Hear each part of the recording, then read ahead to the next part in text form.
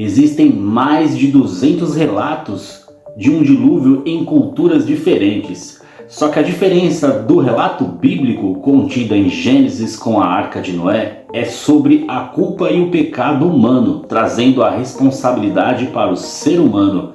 Isso é o que iremos ver no estudo de hoje, morando em Gênesis, sobre o dilúvio. Acompanhe nosso canal.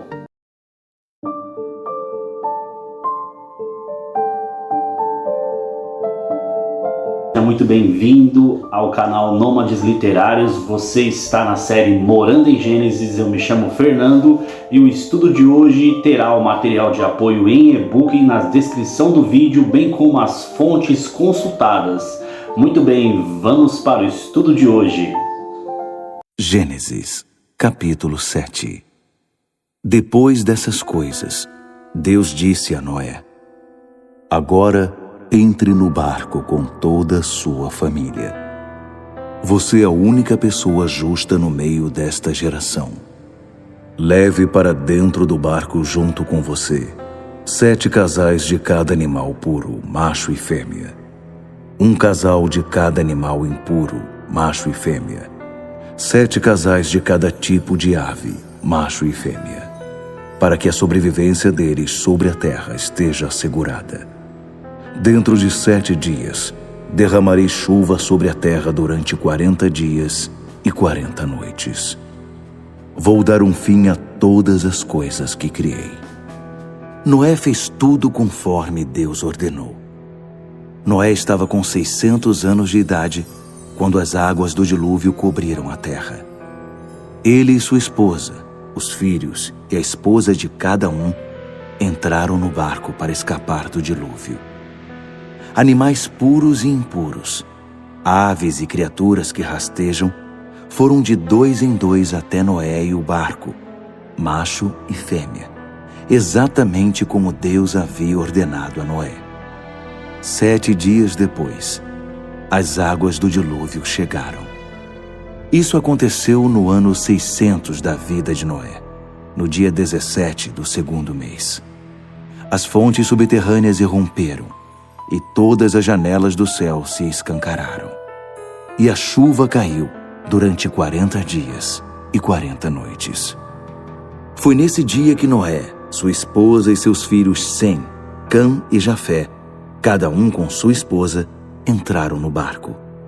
Com eles entraram todos os tipos de animais selvagens e domésticos, todos os tipos de criaturas que rastejam e todas as espécies de aves e tudo que voa.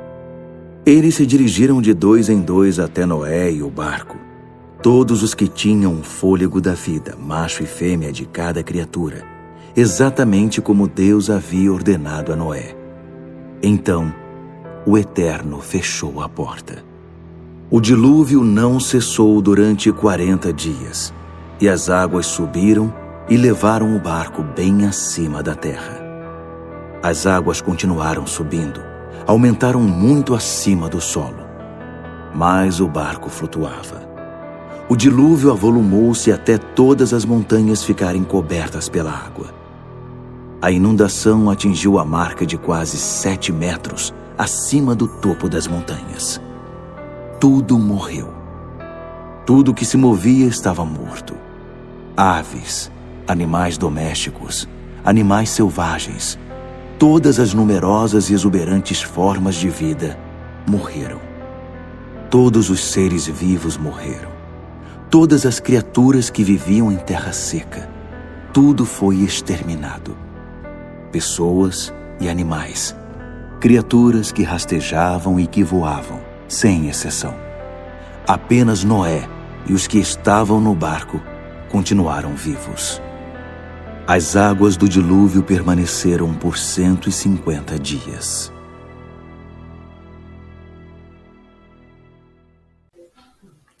Muito bem, pessoal, vamos dar início ao nosso estudo, o dilúvio, baseado em Gênesis capítulo 7, e vamos para a nossa introdução. Existem mais de 200 relatos sobre o dilúvio em culturas diferentes pelo mundo, que falam sobre uma grande inundação que afogou o mundo antigo, oriundos da América, onde no Brasil. pelo menos, há 3 tribos brasileiras que conhecem a história do dilúvio, oriundos da Austrália e das ilhas do Pacífico, e as mais próximas do relato bíblico têm origem na Babilônia e Suméria. E comparando o relato bíblico com os relatos babilônicos, você vê que o relato bíblico é muito mais modesto, realista, crível e passível de ser histórico do que as lendas que você encontra nessas histórias. E um ponto diferente de todos que marca o relato bíblico é que é o único que se centra no fato de que o pecado humano foi a causa do desagrado de Deus.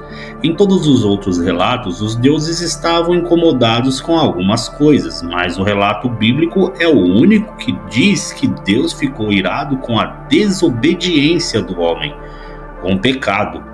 E isso se parece muito mais com a realidade que conhecemos a respeito do nosso Deus. No verso 1 diz: O Senhor disse a Noé: Entra na arca, você e toda a sua família, porque reconheço que você tem sido justo diante de mim no meio desta geração.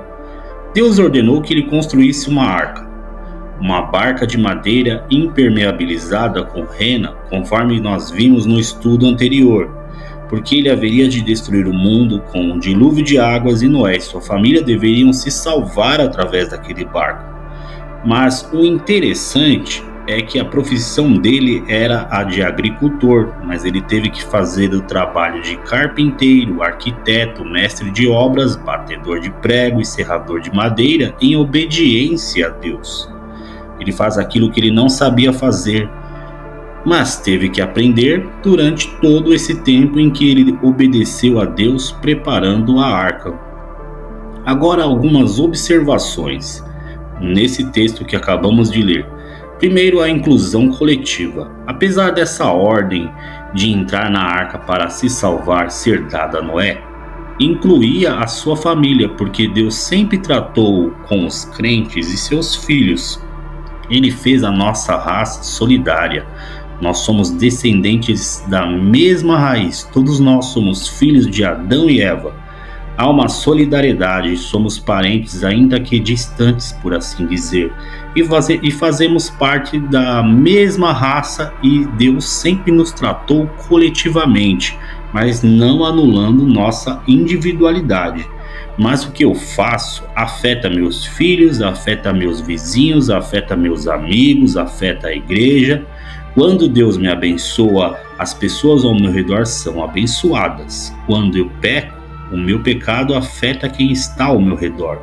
Deus sempre nos trata como raça, como família, como grupo. Embora o fiel fosse Noé, e nós vamos ver que nem todos os filhos de Noé andavam nos mesmos caminhos de Noé, mas eles foram abençoados porque eram filhos desse homem temente a Deus. Agora, a gente vai analisar aqui o segundo tópico, que é a razão de Deus. E a gente entende por razão de Deus, na qual aqui ela é apresentada quando Deus mandou Noé e sua família entrar na arca, era a de reconhecer Noé como um homem justo no meio dessa geração. Assim, a razão pela qual Deus mandou Noé entrar na arca é que Deus observava e via cada pessoa de toda aquela geração e viu que somente Noé era o justo. Essa palavra expressa toda a piedade de Noé. Toda a sua devoção a Deus. Significa que Noé fazia o que era certo diante de Deus, enquanto os demais não faziam.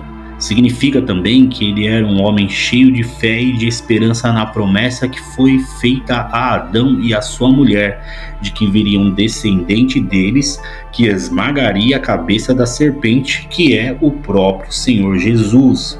Noé cria nisso e adorava a Deus conforme o modelo de Abel, oferecendo sacrifícios do melhor que ele possuía. Ele guardava o dia do descanso, conforme Deus havia mandado, com uma de suas primeiras ordenanças após a criação dos céus e terra.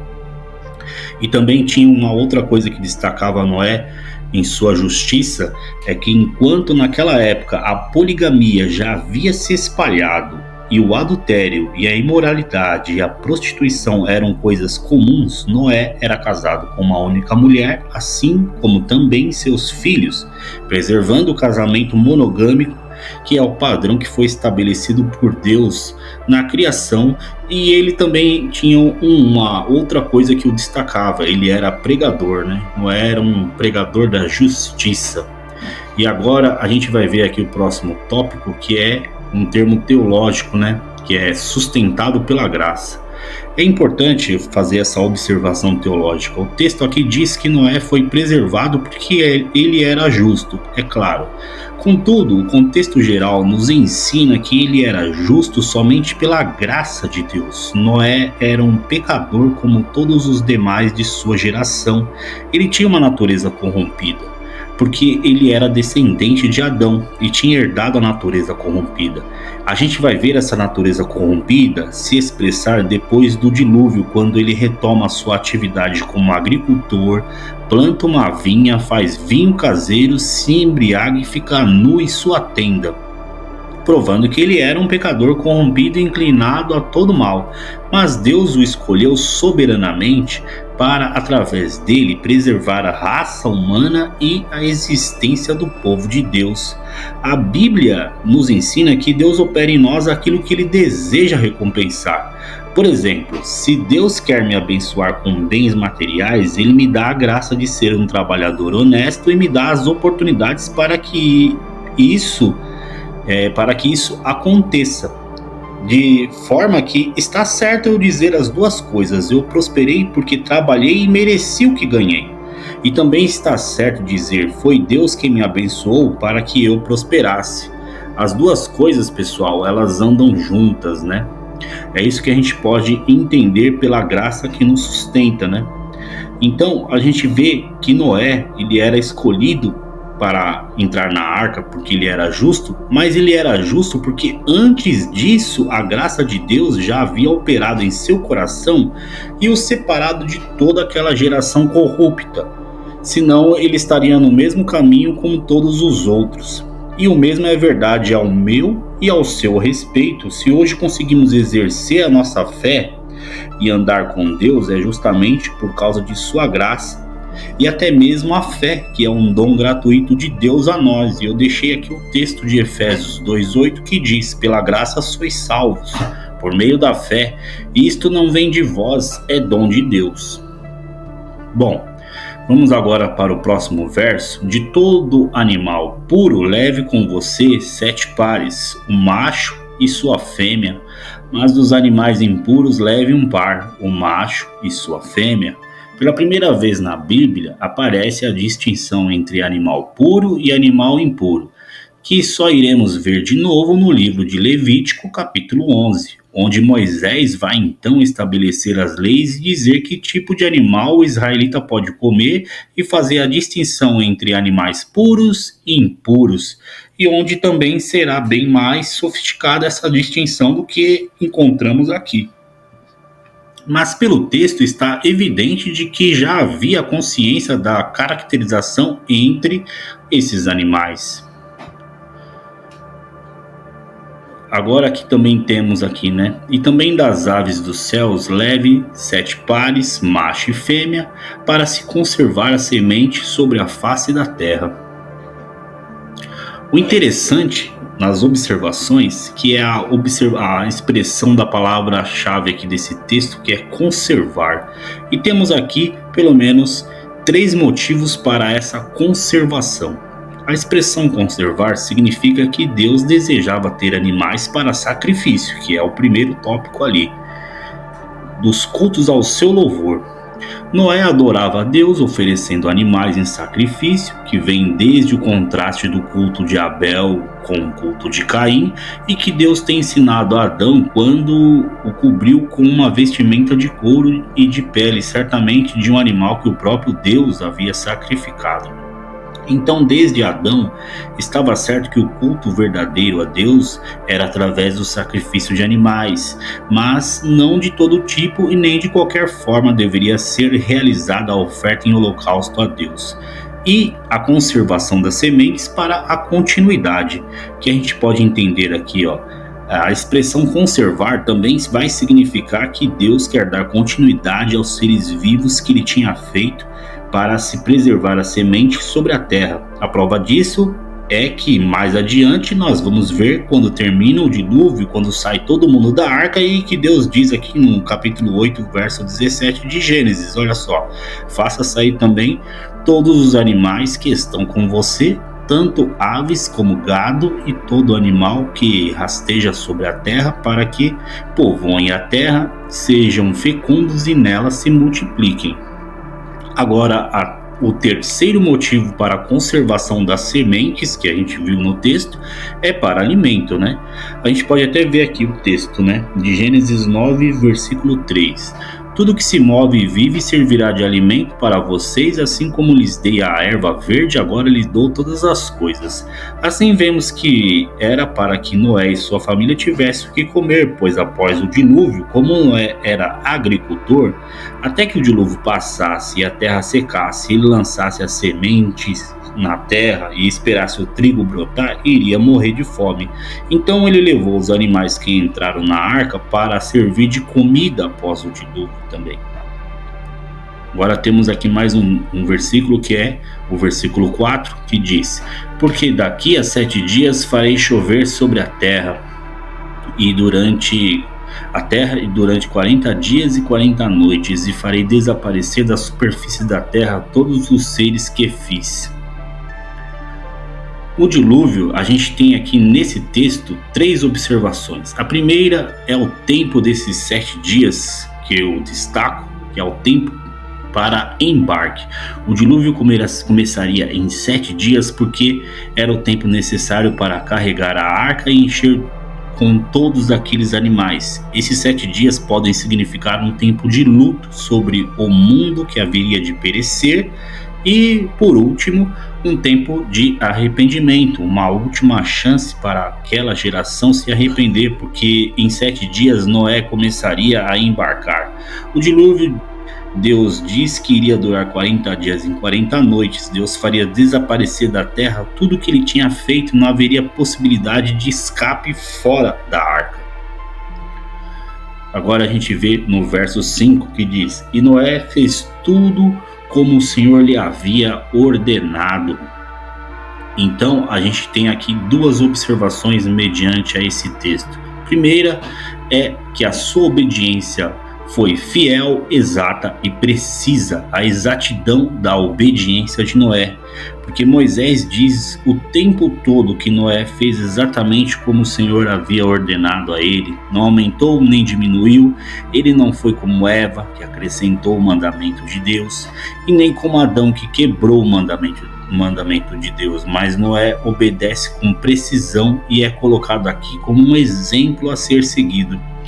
E a segunda observação que a gente pode fazer é que essa obediência de Noé foi baseada na fé. A gente entende isso porque a obediência dele sobre as águas do dilúvio que haveriam de chegar, mas ainda não tinham chegado. Então ele não estava agindo por vista, porque a gente pode perceber que isso nunca tinha acontecido antes. O tempo todo Noé estava obedecendo pela fé, e quando ele entra na arca com sua família, isso é um ato de fé também, porque ele condena todo mundo que ele está lá, que não creu, e ele entra num barco de madeira feito num deserto depois de 100 anos de construção, quando não tinha uma nuvem sequer ali no céu, ali mostrando que haveria de um alagamento, não tinha nada, não tinha precedentes, pessoal, a gente pode entender isso. Por isso que é baseada na fé essa obediência dele. Primeiro Deus deu a ordem, ele recebeu a ordem de entrar, e depois ele entrou, e depois que aconteceu. A gente geralmente espera as coisas acontecerem. A gente age como Tomé, que espera as coisas, espera ver para crer. E a gente tem aqui esse exemplo de Noé, e a natureza da fé dele era aquilo que ele não via. Assim nós vivemos hoje aguardando o retorno do Senhor Jesus Cristo, por exemplo. Eu não vejo Cristo exaltado à direita de Deus, Eu não vejo o novo céu e a nova terra, eu não vejo a vida eterna, eu não vejo Deus, eu não vejo os anjos, eu não vejo a igreja triunfante e glorificada no céu, eu não vejo nada disso, mas eu espero pela fé e aguardo em plena confiança, porque essa é a fé e a natureza da salvação exemplificada na vida de Noé.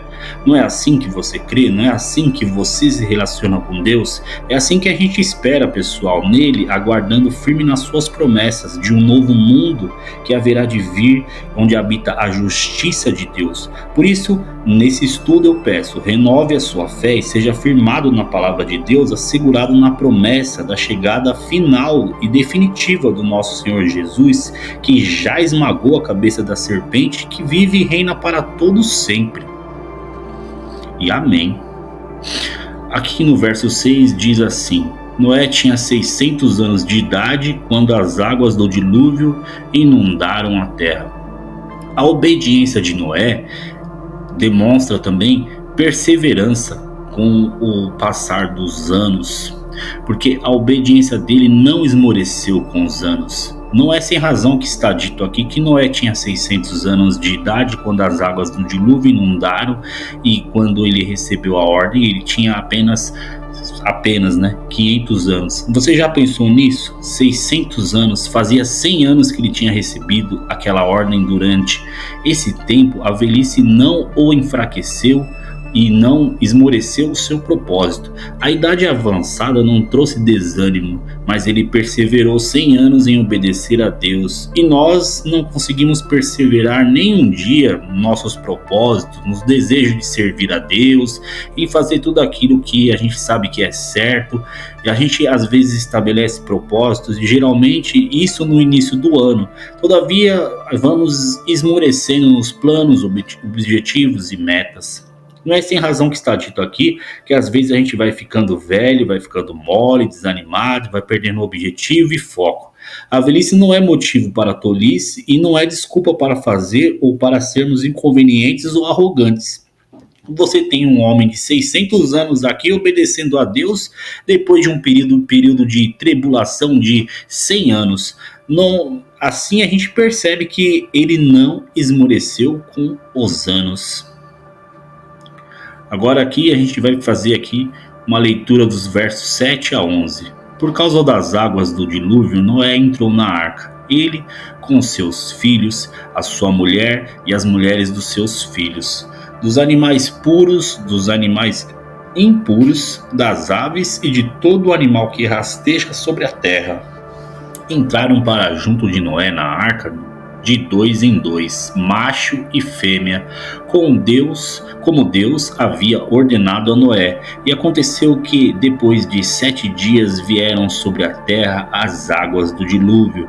No ano 600 da vida de Noé, aos 17 dias do segundo mês, nesse dia romperam-se todas as fontes do grande abismo e as comportas dos céus se abriram.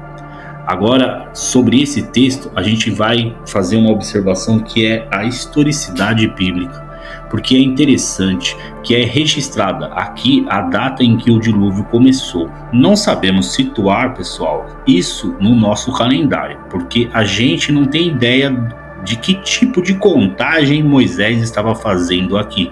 O que importa é que Moisés está querendo dizer que o dilúvio foi uma coisa real e aconteceu na história humana. E ele cita inclusive a data e o dia em que o dilúvio começou. E é importante considerar o dilúvio como um fato histórico. Ele está enraizado na cronologia e faz parte da nossa história. Não é alguma lenda ou algum fato inventado, até mesmo um mito que se criou e que se espalhou pelo Antigo Oriente, pois tem o dia, o ano e o mês em que começou. Por isso é importante para nós considerarmos que estamos diante de um fato histórico. O dilúvio é visto no Novo Testamento pelo Senhor Jesus e pelos autores bíblicos como sendo um acontecimento histórico e aponta inclusive para o juízo de Deus e para a salvação. A barca é vista como um símbolo da redenção e da salvação, e o fato de que só quem estava na arca se salvou significa a exclusividade da redenção através de Cristo Jesus. Portanto, tem todo um simbolismo que se perderia se isso fosse uma lenda. Agora, aqui no verso 12, e caiu a chuva sobre a terra durante 40 dias e 40 noites. Durante 40 dias e 40 noites, a gente entende a origem dessas águas, a origem do dilúvio, que são dois lugares de onde veio a água. Primeiro, as fontes do grande abismo, que significa os rios subterrâneos, e as fontes subterrâneas, que são os lençóis freáticos, né? Os lençóis de água que Deus havia colocado debaixo do céu, que nós lemos no relato da criação no segundo dia, em Gênesis capítulo 1, no verso 7, onde Deus faz a separação entre as águas de cima e as águas de baixo, que nós já fizemos esse estudo. Deus fez então com que aqueles rios subissem e vazassem como um vulcão de águas, e eles explodiram e começaram a encher a terra de cima, e também abriram as comportas do céu, e as águas acumuladas nas nuvens desceram em temporais seguidos durante 40 dias e 40 noites. Deus aqui desfez aquela separação que ele fez no segundo dia, onde está dito que Deus criou o firmamento e separou as águas de cima e as águas de baixo, colocou cada uma delas no seu devido lugar. Agora ele desfaz isso e as águas se misturam outra vez e volta o caos do princípio, quando Deus criou os céus e a terra com tanta beleza e alegria. Agora vamos ao verso 13 e 14.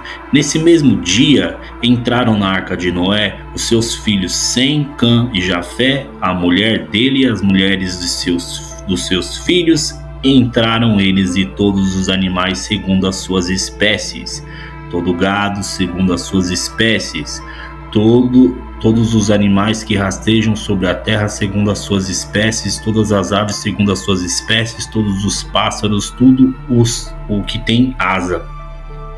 Com o passar dos tempos e épocas de estudo, o termo espécie foi ganhando novos significados, havendo uma reformulação em sua terminologia. É o que a gente vai perceber agora. Por exemplo, na Bíblia, a gente entende que Noé não colocou todas as espécies que a gente entende hoje por espécie de cavalos, por exemplo. A gente vê que ele só colocou o tipo básico, né? Na Bíblia, melhor dizendo, o termo espécie significa apenas o tipo básico, diferente da taxonomia, que já são várias outros detalhes, né? Outras ramificações da espécie. A gente vê aqui que tem os cavalos do porte leve, do porte pesado, do porte mediano, vemos a zebra, vemos o pônei, e a gente agora vamos ver aqui na taxonomia, por exemplo, né? Um urso, e olha só quantas classificações que temos aqui, né? Da família, do gênero, da ordem, da classe, tudo isso é o que significa na taxonomia, né? Porém, na linguagem bíblica é um termo mais simples, que foi o que Noé colocou na sua arca. Versículo 15: de todos os seres em que havia fôlego de vida entraram na arca de 2 em 2 para junto de Noé. Significa aqueles que respiram pelas narinas, pessoal, pois os insetos respiram pela traqueia, porém não foram extintos por sua capacidade de ovular na água, né? Não necessariamente precisariam entrar na arca para que eles existissem até hoje, né? E aqui, verso 16 diz assim: eram macho e fêmea, e os que entraram todos os seres vivos. Vou iniciar a leitura novamente. Eram macho e fêmea, os que entraram de todos os seres vivos, como Deus havia ordenado a Noé, e o Senhor fechou a porta da arca. Outra questão que possa surgir é como comportar animais de grande porte, como girafas e elefantes, porém, pela lógica, foram trazidos enquanto filhotes, sendo assim com maior facilidade de acomodação e adaptação. E temos a relação aqui, pessoal, dos que entraram na arca, onde diz que todos os seres viventes vieram, sem dúvida, trazidos por Deus, da mesma forma que Deus trouxe os animais para Adão lá no Jardim do Éden, para Adão dar nome a eles. Assim, descartamos a hipótese de que Noé não teve que ficar caçando e recolhendo os animais, o que seria difícil, até mesmo impossível. Por isso a gente tem até uma lição aqui, né? Aquilo que é difícil E impossível Deus faz, e aquilo que está ao nosso alcance, dentro das nossas possibilidades, cabe a nós fazermos e crermos em Deus naquilo que é impossível. E também temos aqui uma oportunidade, né? Que é o que a gente pode destacar nesse texto, que quando diz que Deus fecha a porta. E que frase aterrorizante, não é? Que frase de impacto. Deus fechou a porta. Isso significa para mostrar que ele estava no controle. Ele fecha a porta que ninguém pode abrir, para mostrar a Noé e aos seus que estavam debaixo da sua proteção, para evitar também que alguém saísse e para evitar que alguém entrasse, para selar o juízo definitivo sobre o mundo e para mostrar que a oportunidade acabou. Por isso eu deixei aqui o texto de Isaías 55:6. Busquem o Senhor enquanto ele pode ser encontrado. Invoquem-no enquanto ele está perto. No versículo 17, 18 diz assim: o dilúvio durou 40 dias sobre a terra, e as águas subiram e elevaram a arca sobre a terra. As águas prevaleceram e aumentaram muito na terra. A arca, porém, flutuava sobre as águas. As águas foram jorrando do chão, trazendo enchentes turbulentas, maremotos, tsunamis e tempestades uma atrás da outra, 40 dias em sequência. E como resultado, Moisés diz aqui que as águas subiram e prevaleceram. E o interessante aqui nas observações do texto, eu destaquei 3 verbos aqui, 3 palavras. Essa, por exemplo, prevaleceram, essa palavra que Moisés usa aqui nos dá a ideia de que nada ficou no seu caminho, foi tudo destruído, como que as águas viessem ao encontro e caíssem em cima, partindo para o ataque, como se fosse uma guerra, uma batalha onde as águas prevaleceram. Não tinha nada que pudesse resistir ao poder daquelas águas de cima e de baixo que estavam cobrindo todo o planeta, e provavelmente daí que nós temos grandes transformações geológicas e mudanças no solo e na geografia.